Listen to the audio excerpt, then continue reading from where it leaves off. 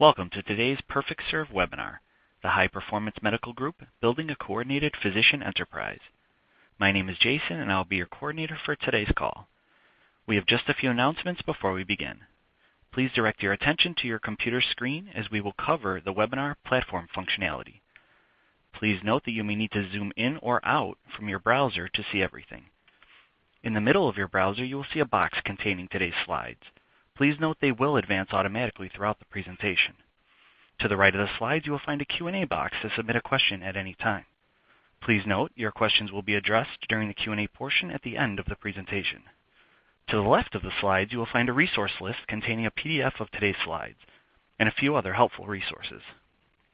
If you are listening on a phone line, but you are experiencing technical difficulties accessing the web portion, please let us know by sending an email to webinars@perfectserve.net. Once again, that's webinars@perfectserve.net. At this time, I would like to turn things over to your moderator, Heather Dorsett, Director of Marketing with PerfectServe. Heather, you may begin. Thank you, Jason, and welcome everyone to PerfectServe's Thought Leadership webinar series.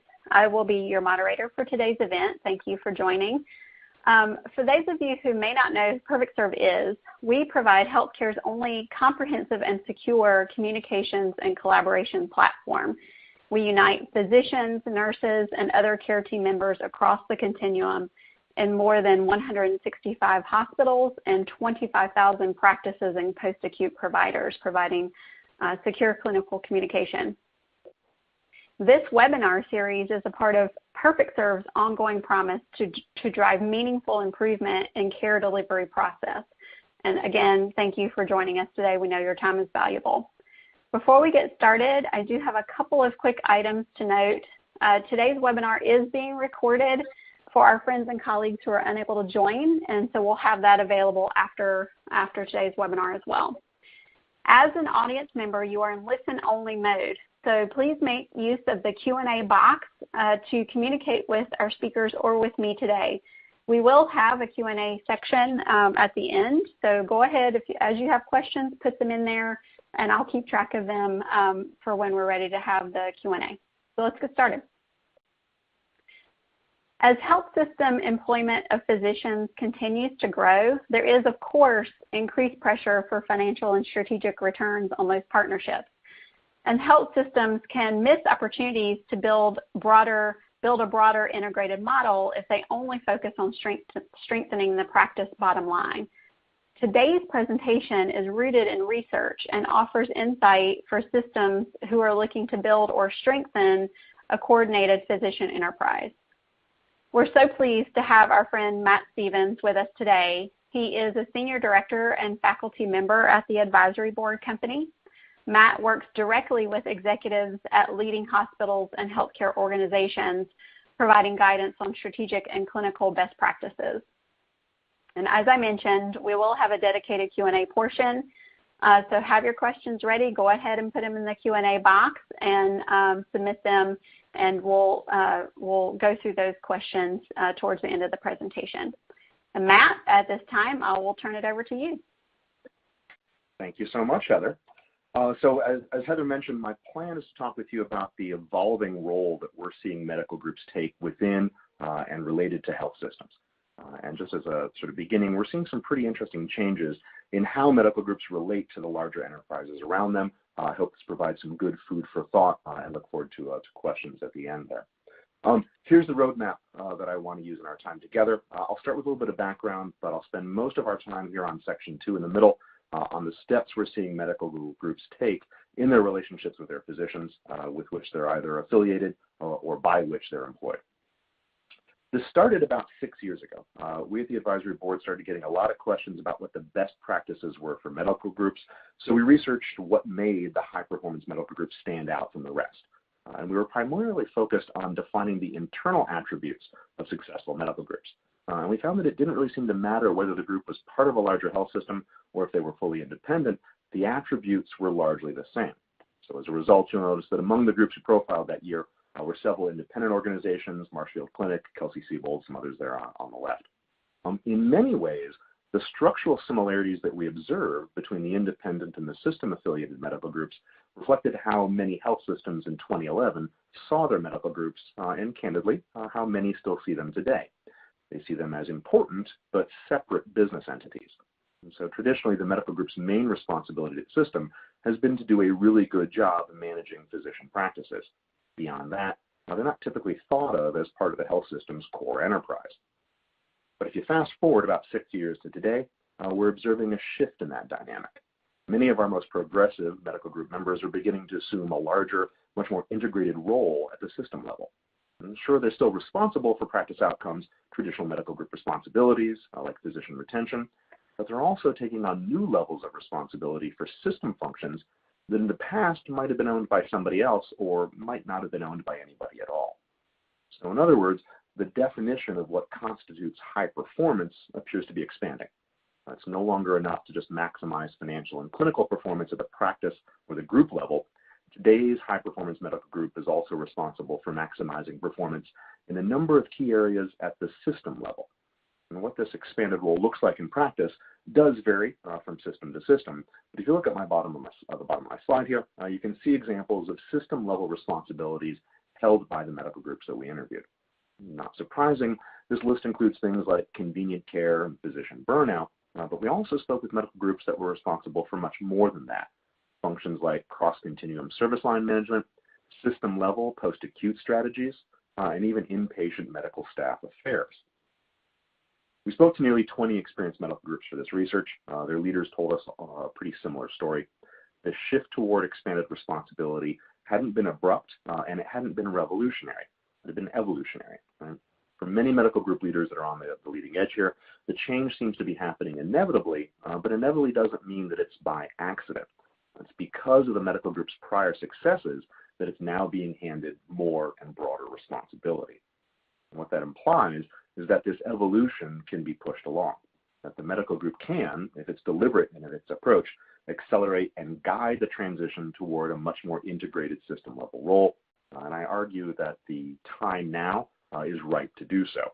So between macro, rising consumerism, the million other changes that our industry keeps throwing at us, systems are playing defense right now. They've got a bunch of new imperatives in front of them, all of which appear to require an immediate response. So there are a lot of balls in the air, and systems are making decisions today about how to respond to all these changes. So medical groups are well positioned to play a leadership role in many of these areas, but if they don't identify and take the opportunity now, they may not have a chance to do so in the future. So we think there's some urgency to thinking about how we might accelerate this evolution. And based on our research, we think there are two crucial steps to doing so. First, on the left, prioritize your activities by identifying which system-level responsibilities are best suited to the medical group leadership and focus your efforts there. This requires an assessment both of your medical group's own capabilities as well as the dynamics of the larger market around you. And second, you need to make sure that you're not hiding your light under a bushel. You need to ensure that you're not just that you are good at doing what you do, but that others in the organization know this as well. And that awareness is key to getting everyone else on board with the idea of a more prominent role for the medical group. Otherwise, there's a risk that they'll see them as a potential threat or just ignore the medical group altogether. So with that, Pressy, let me dive in right here. Let's start with our first step, identifying which system-level responsibilities are best suited to medical group input and focusing our efforts there. Medical groups have a lot on their plates already, and an expanded role at the system level is ultimately a good thing, but you don't want it to become overwhelming. So we need to think strategically about which system-level functions we're going to target. To do that, think about system functions in three different buckets. We've arranged them on the table on this slide here. In the leftmost column are the functions that almost always fall to the medical group, things like practice expansion, productivity enhancement, compensation redesign. These are practice management responsibilities that generally have always been pretty naturally in the medical group's wheelhouse. In contrast, my far right column are the functions that almost never fall to the medical group, things like inpatient capacity expansion, system-level marketing, or contracting strategy. These are areas that either have little to do with physician practices or cut across so many parts of the system that they're really too big for the medical group to manage on behalf of everyone else. So that means the middle column is the most interesting one. It includes a long list of responsibilities: convenient care strategy, cross-continuum quality improvement, care transformation. functions that the medical group could potentially play a larger role in the right circumstances. Each of the three buckets requires a different response from the medical group. Most are probably focused already on the functions in the first bucket because nobody else within the system can really claim as much responsibility for them. The flip side, that rightmost column of things that really never fall to the medical group, basically we can ignore them. These are functions that will largely remain under somebody else's primary control. So it's the middle column where things really appear to be up for grabs.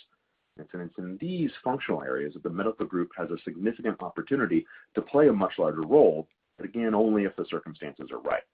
I think that there are three factors to consider to determine whether or not the circumstances are in fact right. You can see a summary of those factors here on my slide. The first factor is the medical group's own capabilities. Before you take on responsibilities for something like building a care management infrastructure, you have to be fairly confident that your leaders and providers are up to that task. The second consideration is a little bit broader, market readiness. Many of the changes we've seen recently in the market affect physician practices quite directly. So as a result, the medical group is often out in front on wanting to respond to these changes. But before investing in these new responsibilities, you want to be reasonably confident that doing so will not just benefit the practice, but benefit the system as a whole. And then finally, third, the question of medical staff dynamics. So for example, if the system has a strong clinically integrated network, or there's a lot of tension between the employed and independent physicians, either of those situations can influence how the medical group moves toward expanded system-level responsibilities. I will say that in no case that we studied did we find that a strong independent presence completely prevented the employed medical group from growing its system-level role, but it did influence how that evolution came to be. First, let me start here. Let's talk about how the medical group's own capabilities influence this all.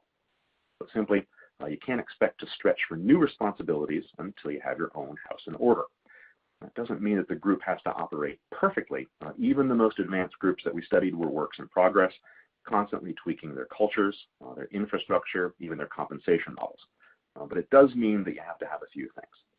First, a high-level agreement among physicians that integration is actually a good thing. Next, a well-functioning physician governance structure and the capability to share information across practices. Some experience with performance improvement is helpful. And last, a compensation model that at the very least doesn't discourage physicians from taking on new system-level responsibilities. These are all areas that we've done a lot of work with over the past few years, so we've got some resources linked at the bottom if you're interested.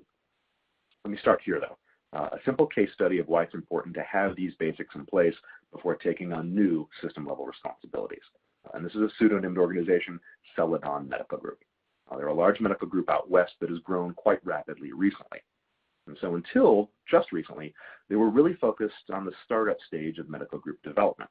That is the acquisition and onboarding of many new practices. They hadn't invested much time in developing either their culture or their infrastructure. So when the system came to them a couple years ago and asked them if they'd take the lead in developing resources for care management and population health, the group leaders demurred. They said no, they didn't think their people were ready yet. Fast forward a couple years to just recently, the group now has a new leader who's really prioritized infrastructure development. And they're at the point where they're starting to make investments in population health infrastructure themselves, so embedding care managers into their physician practices, for example. But those efforts are running up against the work that's already being done by the system's separate population health department, a department that was built after the medical group initially walked away from that responsibility.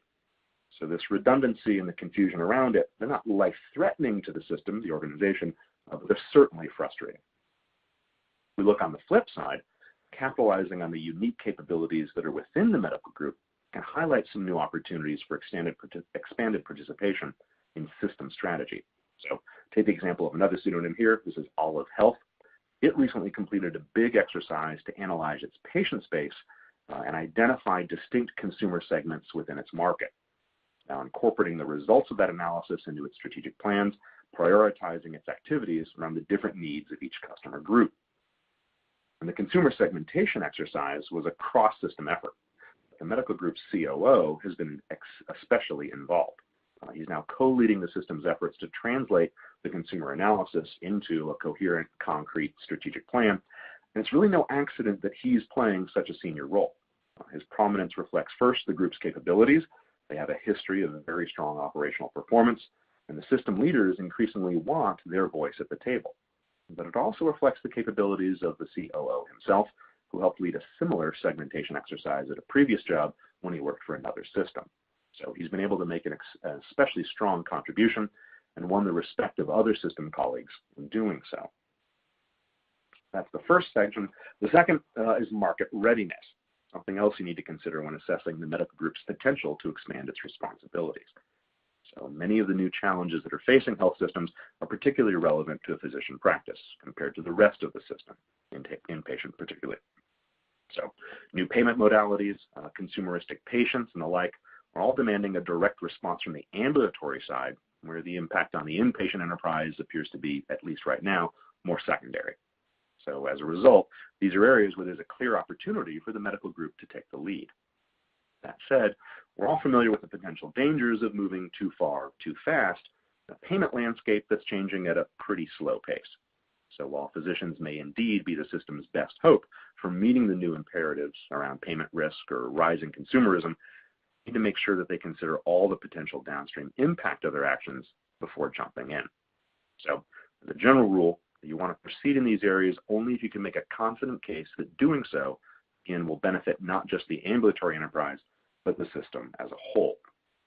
This is a pretty straightforward point, so let me give you just one example of how failing to consider market readiness can leave the medical group in a lurch. The case study here comes from another organization we're calling Jade Medical Group, yet another pseudonym. So Jade is part of a system that a few years ago decided to double down on preparing for population-based payment risk. It was fairly certain that it can move enough of its market to make the investment worth it. And so, as part of that system-backed plan, Jade Medical Group completely redesigned its primary care compensation model to place a pretty significant amount of money, 70%, at risk for something other than an individual's productivity. The good news, the model worked the way they had intended it to. Quality scores, patient experience, attention to the physician panel, all these went up. Individual productivity did fall, but that was okay because the medical group thought it needed those other things more than individual productivity. But you can probably guess the way this is going. The comp model might have worked the way it was intended, but the market did not. Payers simply weren't ready for the change, and the anticipated risk contracts didn't materialize to the extent they needed them to. So even today, about 6 years later, Jade's market is pretty stuck in fee-for-service. For the medical group, the result was a significant and an unwelcome loss of revenue. In the end, they then had to backtrack on the new comp model, implement some measures to limit how much physicians could make off quality-based compensation above what they would have made in a productivity-based model alone.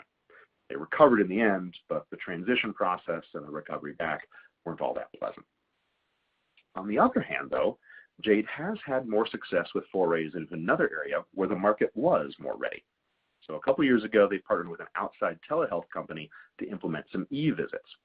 The users pay about $25 out of pocket for the service, and that's a cost that the market has proved willing to bear.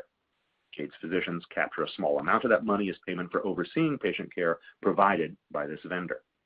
And the medical group seems to be benefiting as well in terms of market share. So their initial analysis indicates that many of those e-visit patients aren't current medical group patients, meaning that this business is coming from somewhere else, potential new patients. So it's yet to be determined whether or not those e-visits will translate into greater physician-patient loyalty down the road, but that does seem to be the trend from the data they've seen so far.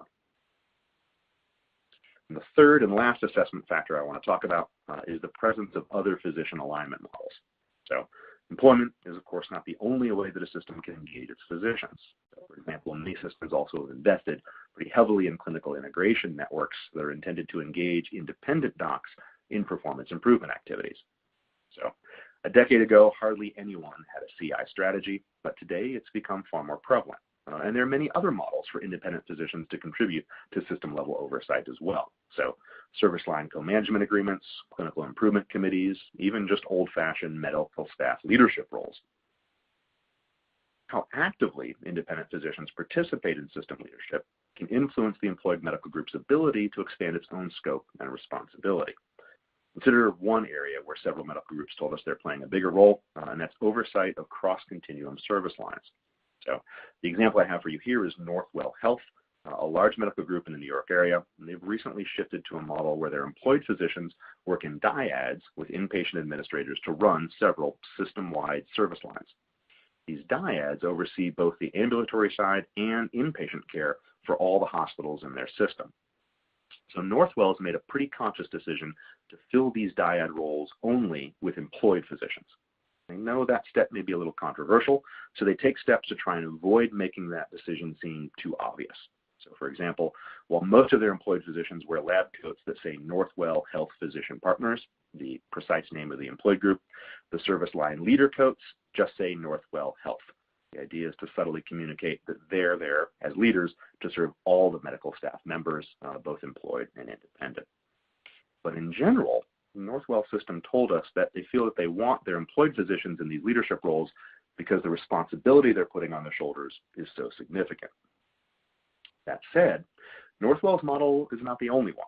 So the opposite version we have here, this is Caramont Health, a hospital in North Carolina. They also have a similar dyad model of service line management, and in fact, they're moving towards a triad model now. They're starting to incorporate nursing leaders in addition to the physician and the admin leaders. But unlike Northwell, they have very deliberately chosen not to fill those roles only with employed physicians. So instead, Caramont uses an application process to fill its service line leader roles. Any medical staff member who's interested and qualified can apply, regardless of their affiliation status. For Caramont, this choice stems from the reason they moved to triad leadership in the first place, which was to ameliorate tension between the independent medical staff and system administrators. And they say it's worked well for them to address those problems. The service line leaders they've hired into the role remain engaged 3 years on, and in general, the hospital has seen a pretty clear improvement in its intra-physician relationships. So, system dynamics can lead to different decisions about the medical group's role, but as we saw some commonalities across the systems in how those roles evolved. In the course of our research, we found consistently that the medical group would emerge as the dominant or sometimes the only source of physician oversight in one of three or more situations. These are not mutually exclusive. First, when the independent physicians lack a compelling reason to participate because the personal, individual return on investment for that effort isn't high enough.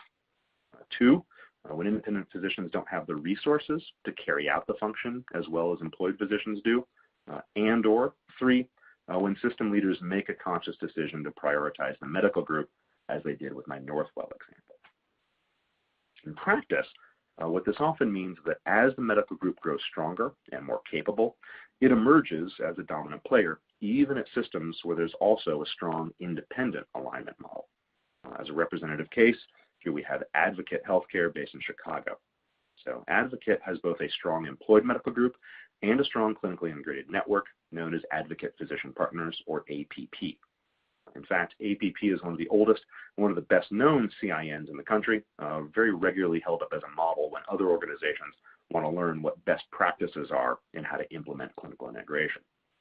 So APP is dominated by independent providers, and those independent providers represent about 2/3 of the network's physician base. These physicians are able to help APP meet its core goals of improving care quality and efficiency because they have both the resources and the incentives. So the independent APP physicians and the APP organization provides those physicians with several tools to help them achieve those performance goals, so care management support and internal consultants on practice transformation. Physicians who score well against various benchmarks are then eligible to share in the organization's performance bonuses, and this incentive provides a compelling reason for them to participate. And since having a larger physician network benefits the system as a whole, leadership has chosen to invest heavily in the support year on year.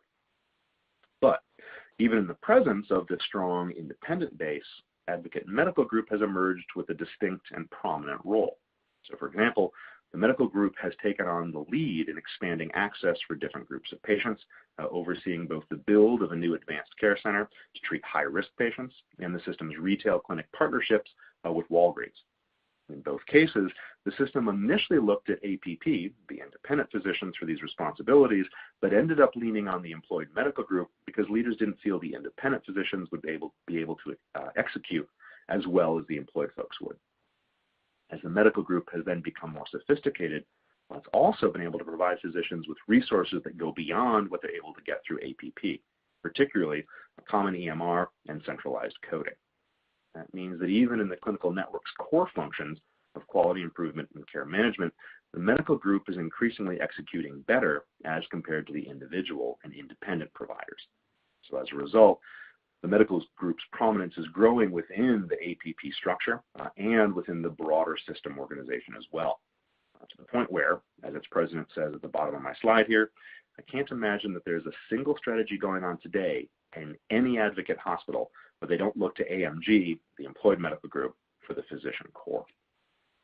So, to sum it up, how actively independent physicians participate in system-level responsibilities really depends on them having an adequate return on investment and resources, as well as on the preferences of system leaders.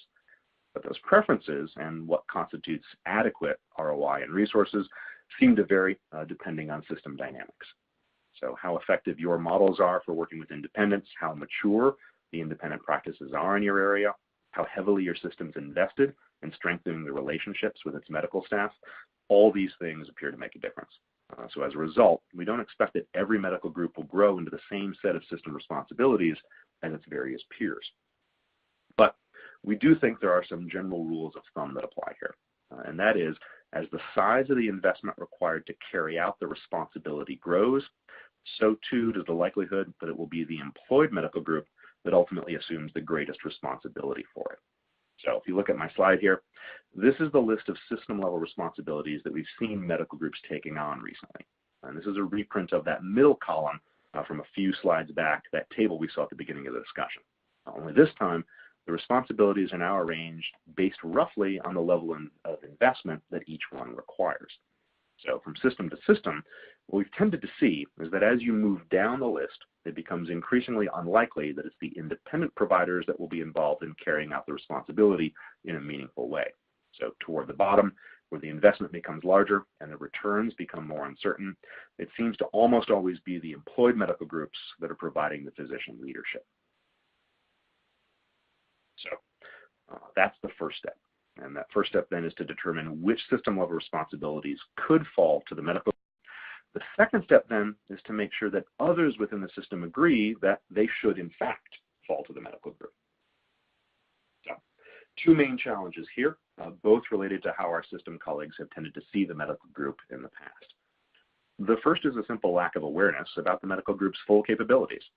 Other system leaders may be accustomed to thinking of the medical group as, quote, just a practice management enterprise, and often a money-losing one at that, so they generally don't fully recognize the potential value of this asset that they've been buying and building over recent years. The second challenge is an outdated mindset that's a little less common, but also not unheard of, and that's the sense that the medical group may actually be a threat to the historical prominence and dominance of the inpatient side. So we find that this isn't an issue at every system, but nonetheless, we should be aware that some colleagues may initially view expansion of the medical group role as a power grab. This mindset needs to be dealt with up front by making clear that the medical group and the rest of the system aren't adversaries, but rather are symbiotic partners with the fate of one intertwined with the fate of the other. For most of the medical groups that we interviewed, these mindsets have changed gradually as others within the systems began to realize and recognize the full capabilities of the medical group. So Dr. John Fitz from Novant Medical Group does a better job describing this than I could. We've quoted him pretty broadly on the left-hand side. Essentially what he's describing, though, is a virtuous cycle. So by demonstrating that it can perform well against the functions already on its plate, the medical group gets recognized as a capable partner. It gets handed other functions, executes well on those, and the cycle repeats as its prominence within the system rises. So that's generally a great concept, but the medical group just can't assume that others know that they're as good at what they do as they actually are. Not uncommon is the story that we heard from the medical group leader quoted on the slide here. He describes how his system recently launched a clinically integrated network that needs to build infrastructure that, in fact, the medical group already has in place. So the most logical thing to do would be simply share the medical group's infrastructure with the clinically integrated network. However, in talking to them, their group leaders have found that many of their system colleagues were totally unaware that they actually already had those capabilities in these areas in the medical group. And so as their chief operating officer says, quote, "It's an odd cultural thing, but if we in the medical group had not suggested that we provide these services, I don't know that anyone would have considered something other than replicating what we'd already done elsewhere." So the takeaway is you can't just sit back and let the system come to the medical group for help. You need to be more active in lobbying for an expanded role. Maybe not in an aggressive way, but in a way that subtly communicates, we're here, we're capable, and we're willing to serve. In talking with other medical group leaders about this topic, we heard 3 things that they consistently do listed on the slide. First, they paint a broad picture of the medical group's capabilities, sharing dashboards that show more than just the financial impact on the bottom line. Second, in that reporting and in their other communications that they have with their system colleagues, they stress how medical group activities directly influence systematic outcomes. And third, look for opportunities to explore other system leaders and expose those other system leaders, particularly some of the up-and-coming leaders, to what the medical group is as an entity and what it's doing, so that those folks truly understand what the physician side of the house can provide.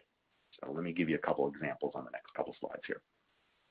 First, to the idea of sharing a holistic picture of medical group performance, we love the dashboard here from Mercy Health Physicians. This is a large medical group in the Midwest. They've created this one-page performance reporting dashboard designed around the medical group's 3 fundamental goals brought out on the right-hand side. So amazing patient care, operational excellence, and something that they call creating the future, which is their phrase for creating an engaging and an exciting place for their physicians and the rest of the staff to work. So staff recruitment, staff burnout. In each of these categories, the medical group reports out metrics on relevant topics, so access and quality, RVUs and patient visits, turnover, and recruitment. They use the advisory board's Crimson Medical Group Advantage tool to collect a lot of this data, but the way they use it and the way they put it forth is simple and straightforward.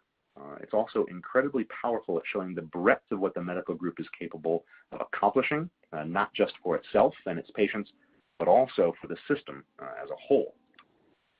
What's especially interesting about Mercy's dashboard is we're not the only ones who like it. Their senior system leaders were so impressed with the simplicity and clarity of the medical group's approach that they've moved to adopt the medical group's reporting format across all 23 of their hospitals and their ACO. So in doing so, the system has effectively double validated what the medical group's doing, both in terms of their capabilities and acknowledging that in creating this dashboard, the medical group was showing a level of management discipline that was worth emulating across the broader system. The second tactic here is consistently reminding others of how medical group activities influence system-level performance more extensively than they generally realize.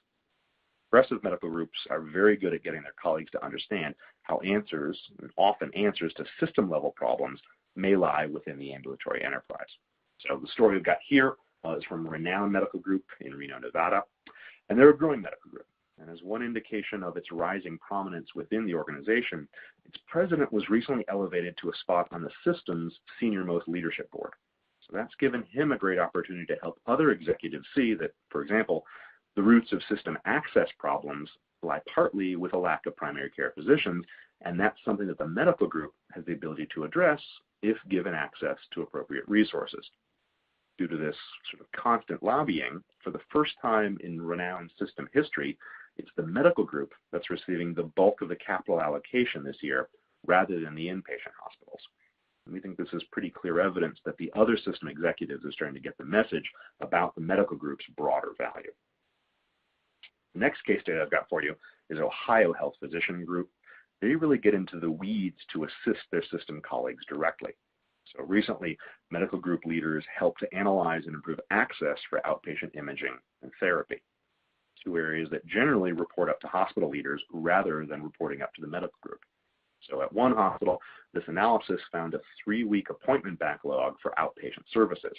The medical group is now helping that department implement new standards to bring those wait times down.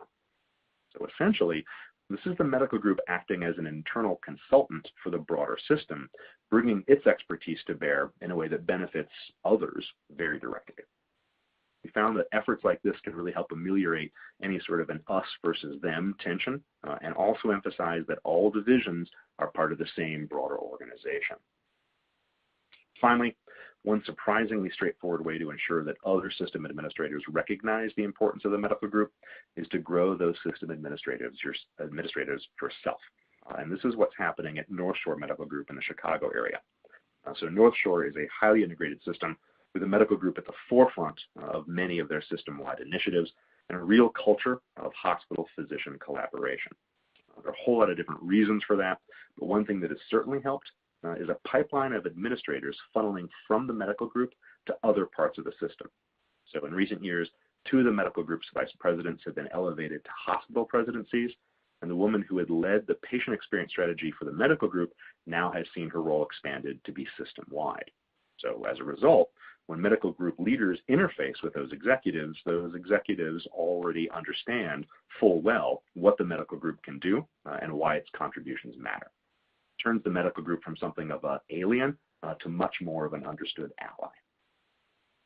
Given where the industry is headed, a better understanding of the ambulatory side is something that we think all system leaders, wherever they are in the organization, could really benefit from. And increasingly, many young leaders themselves are recognizing that. So Advocate Healthcare has an administrative fellowship program, and they've had this going on for several years, but recently they've seen a growing interest among the applicants in working for the medical group as opposed to placement on the inpatient side. And we think a trend like this is something we expect to continue. So on the right-hand side, we spoke to one of those advocate fellowships about his placement request, and his response was pretty interesting. He says, "It's not that I wasn't interested in hospital operations, but more that I saw the medical group as the engine for system growth and for driving clinical outcomes. The medical group is ingrained in everything the health system is doing. It's like the circulating blood of the system. So you get to touch, you get to interact with every aspect of operations and system strategy." That may be sort of the beginning of a trend, but something that gives us hope for the medical group's future. If you will, let me just permit some last closing thoughts, and then I'll hand it over to Heather to open up for some questions. We looked at several one-off examples of how different medical groups are taking on an expanded level of functional responsibility for the system. To put it all together, I want to show you what this evolution looks like when it's particularly advanced. This is North Shore, again, an organization we looked at just a couple slides ago. As I mentioned, they are highly integrated, with a medical group being seen as an equal partner to their inpatient hospitals in many different aspects of system operations. So, for example, the system has organized all inpatient and outpatient services in 4 major high-revenue service lines into what they call institutes, and those institutes report up to medical group leadership. The institutes have sponsorship and oversight from the inpatient side as well, but ultimately it's the medical group that oversees them. In another example, all physician leadership positions within the system are filled by employed docs. And this isn't because North Shore is a closed system. The medical group represents just about 40% of the medical staff. But it's a reflection of a system culture where employed physicians, who are responsible for a much greater portion of the system's volumes, are seen as a highly valuable partner by the system itself. And finally, we thought it was noteworthy that Dr. Golbus, the group president, is in a role that reflects the value placed on the medical group. So as medical group president, he reports directly up to the system CEO, and he's one of only 4 people with that direct reporting relationship. So it's the medical group president, it's the system COO, system CFO, and the head of their HR department. This group comes together pretty regularly to make decisions about system strategy, and Dr. Golbus, and thus the medical group, is a really strong voice at that table. None of these examples occur in a vacuum. Rather, they're a manifestation of a much broader culture of integration among hospitals and medical groups that exist at North Shore. And that culture goes all the way to the top, as evidenced on the quote here. When asked how the medical group fits into the strategy of the system CEO seemed almost confused by the question, and he replied, "North Shore Medical Group is the strategy of the system." And this isn't an example of the medical group taking over the system or pushing the inpatient enterprise out of the way. It's an example of a much more symbiotic relationship. I'll grant you North Shore is an unusual case. Among the groups we examined, it was by far the most integrated example of what we saw, and they've likely benefited from a very forward-thinking system CEO. But that alone wouldn't be enough to get North Shore where it is today. In addition, they took the time to invest in culture, governance, and infrastructure, and then leverage those assets to execute against larger system strategic needs, making the medical group basically indispensable along that path to progression. So I hope these trends and case studies have been interesting to you. Clearly, there's a lot going on at the medical groups. They're all works in progress, however, but something that we're seeing more and more of as time passes and as pressure, both from the payer side and from the consumer side, increases. So with that, let me hand it back over to Heather and open it up for some questions and comments. Thank you. Thank you, Matt. We appreciate that very informative presentation, very good information. We do have a few questions in the Q&A box, but before I start on those, just a reminder, you can, if you have any questions regarding the presentation or for Matt today, go ahead and throw them in the Q&A box there on your screen, and we'll take those. Let's start out with a couple here, Matt, for you. Can you provide a few examples of what you've seen working relative to effective compensation structures? I know you talked a little bit about that early on. How are quality metrics weaved in accordingly? Can you talk a little bit about that? Sure. Compensation is something we could talk about for a whole day. But in terms of some high-level approaches, I guess two things or two trends that I think are indicative of success. One is transitioning slowly. So I think sort of my pseudonym example earlier on was a flip the switch. We go from a fee-for-service model, a productivity-based model, to a quality-based model, and they clearly jump the gun. Some successful approaches are sort of evolutionary approaches. So start today, assume you're just on an RVU-based system, add a 5% bonus. I think, candidly, we want to start moving into a plus and minus world, but very, very often I think the first step needs to be sort of bonus only, and then evolve that over time. One way of making that evolution over time work is to not only send the individuals sort of their pay stub for whatever the reporting period is, every 2 weeks or so, every month, but then also show them what their compensation would look like under one of the next models. So it allows the physicians to kind of see, all right now I'm working in a total productivity fee-for-service world. I know we're pushing ourselves toward various forms of risk. It depends on which models you're in, what your Medicare patient population looks like. But by showing them today what their compensation would look like tomorrow, it allows them to adjust their practice and be ready for when that new compensation model actually has teeth. I think the second thing to think about are buckets. At the end of the day, right, if I'm putting my accountant, economist hat on, as an organization, we're going to get bonuses and penalties depending on our external reporting from our payers. We need to make sure that our cost structure, our labor cost structure on the clinician side, sort of maps to those bonuses and penalties.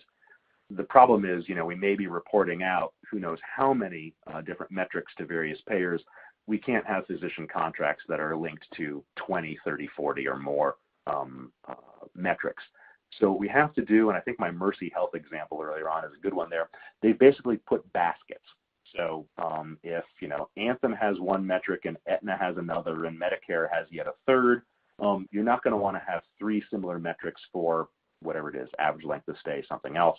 But figure out what your internal metric will be that results in good results under all three of those. So you're sort of creating a basket of external metrics and tying that to one internal metric. And that sort of allows the physicians and more broadly the clinicians to see the impact of their efforts on the revenue that we're getting from our payers in a way that you don't get lost in the weeds. You can still focus on sort of higher level, concrete, practical practice implementation and not sort of trying to teach to 50,000 different tests at the same time. Okay, great. Thank you for that. Another question that we have come in is this particular person says, we're struggling with culture change. What have you seen that is working to overcome culture change or perspective differences? Sure. I think of cultural change as epidemiology. And the reason I think of that is rather than trying to move the whole organization at once, I find that culture change works when you find sort of that patient zero, right? The one individual who gets it and demonstrates success with them. And then their colleagues see, oh, that model is the path of least resistance to success. I'll jump on as well. So I think that is a way of structuring it. I think it has to be a little bit less of the carrot and stick of individual compensation and more an understanding of the rising and falling of the organization based upon external pressures. And those two external pressures are really, what we're seeing requirements from the public payer side and then the individual demand, patient experience, and the like, convenience and access from the consumeristic patients. And we find that half of the business at a retail clinic comes when the primary care physician offices nearby are closed. So mornings and evenings and the weekends, that's really driving it. As an example of I think an interesting shift in the culture, Aurora Medical Group up in Wisconsin, they decided they needed to offer more accessible hours from their various physicians. So mandated, and generally mandates are tough, but I think probably the right way to go, mandated that every physician offer 8 what they call family hours per month. And family hours are before 9 a.m. on the weekdays, after 5 p.m. on the weekdays, and any hour on the weekends. And this wasn't an additional hours they had to add, but they could trade them off. So if you come in a couple times earlier during every Tuesday, you can take a Friday off. So it wasn't a net increase in hours; it was just a shift in the location of the hours. Initially, they got a lot of pushback from the physicians. You're dictating what I have to do, but what they found is shortly after implementation, most of their physicians are offering more than 8 of those hours because those family hours are their most productive. Tuesday at 2 o'clock in the afternoon, you may get a lot of no-shows, but if you're open at 8 o'clock before school starts, every family is coming in. So a way of sort of demonstrating to the individual clinicians that this was a sort of cultural necessity for the organization in a way that benefited them individually as well as benefiting what the organization was able to provide in terms of access. Okay, great. Thank you.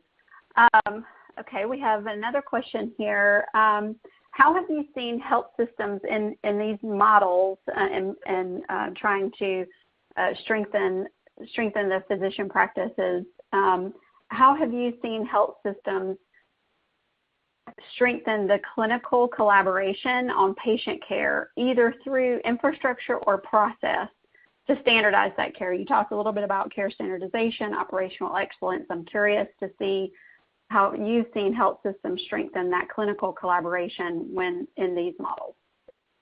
Certainly. So we are spending a whole lot of our research efforts last year and this year on what we're calling care variation reduction, clinical standardization.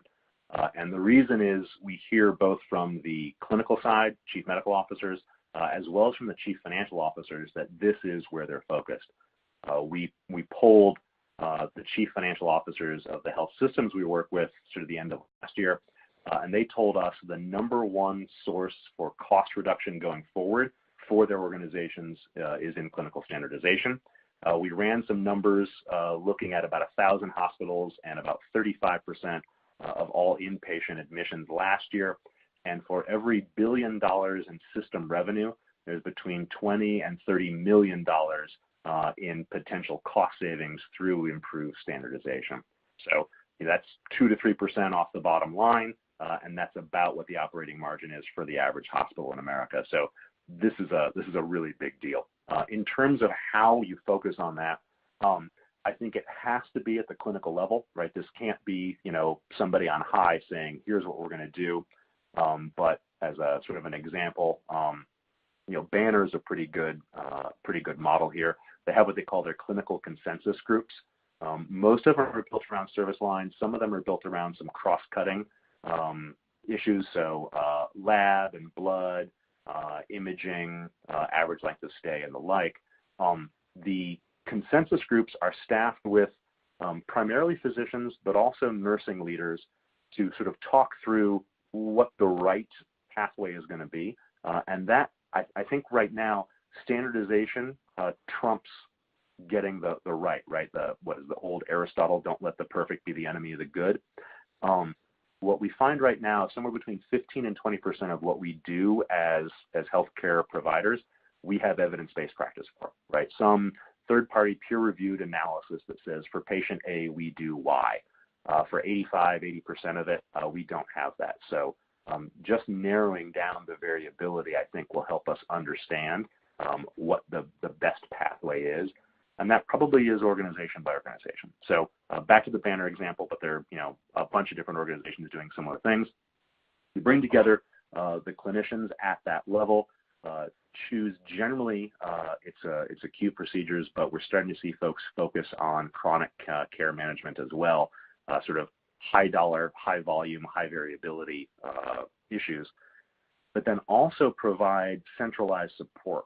And what I mean by that are project managers that can actually run the process, and then also project engineers that can implement changes to care pathways, electronic medical records, tagging, and the like, such that this becomes something that is doable as a practical matter rather than just we have a really good idea, but we don't have the implementation support. So I think the decision as to what the pathways are, the successful ones are happening at the frontline clinician level, but then the organizations are providing sort of implementation support, both on program management and on sort of the IT backbone to make them actually become concrete steps that can be taken.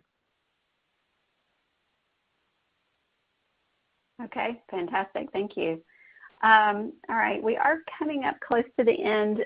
We've got a couple more questions in the queue, but before we get to those, we do have a question for you, the audience, and would love for you to answer this poll. Would you like any additional information on PerfectServe Secure Communication and Collaboration Platform after today's webinar? So as you're answering that question, Matt, I've got a couple more questions here we can tee up.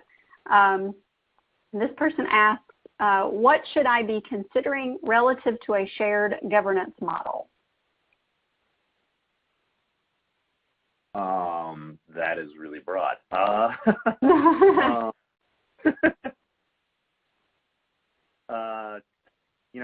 think in terms of I guess I'm sort of stumbling to understand exactly the scenario. You're thinking of sort of like a broader version of a co-management agreement. I think we're seeing sort of co-management agreements be a template. There's something that we call either HEP or HYPE, depending on how you pronounce the acronym. But the notion is sort of taking a co-management agreement that is generally a bilateral agreement, so cardiac surgeons and hospitalists, for an example, and making it sort of a multilateral negotiation. So rather than looking like NAFTA, it looks more like the World Trade Organization, which may or may not make it sound appealing. But the idea is for particularly patients that have multiple different comorbidities and need to be seen by different service lines, a series of bilateral relationships tends to be inefficient. So how do we structure a collection that has the different service lines that will play a role, both inpatient and ambulatory, all at the table at the same time? I think maybe I'll go back to sort of that Banner model. Intermountain has some similar stuff, Carolinas, University Hospitals in Cleveland. And the way that most of them function is they have this frontline clinical level structure that then reports up to a sort of system level board that thinks about how these different standardizations interact with one another. And so maybe that's the answer there, is thinking about both the individual patients and who's going to impact them, but then how these broader efforts connect with one another. That tends to be a higher sort of systematic organization. Chief medical officers from various facilities, chief financial officers.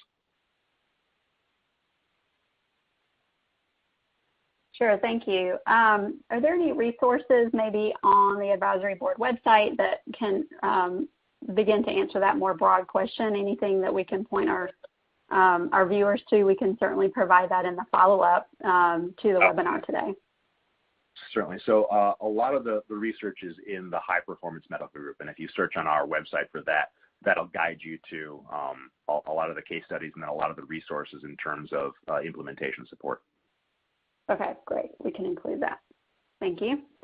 Okay, our last question for today really is one that I can answer, and that is, are the slides available? So yes, we are recording the webinar today, and the slides will be available here very shortly after the webinar, and we'll provide these out to folks that are on today along with folks who are unable to join us. So before we part ways, I do want to share with you the next webinar in PerfectServe's Thought Leadership Series. We have one coming up on Thursday, September 28th at 2 p.m. Eastern. It's called Advanced Learning Session, How Proven Care Transition Strategies Can Improve Readmission Rates. And this is with Dr. Coleman. And we will have nursing and case manager CEUs offered at this webinar. So put that on your calendar and be on the lookout for an invitation to that webinar in very short order. And that wraps us up for today. So thank you again so much, Matt, and to the Advisory Board Company for an amazing presentation. Thank you to our audience for joining us. Please do take a moment to complete our short survey and tell us how we did, and have a fantastic afternoon. Thank you, ladies and gentlemen. This concludes today's webinar. Thank you for participating, and you may now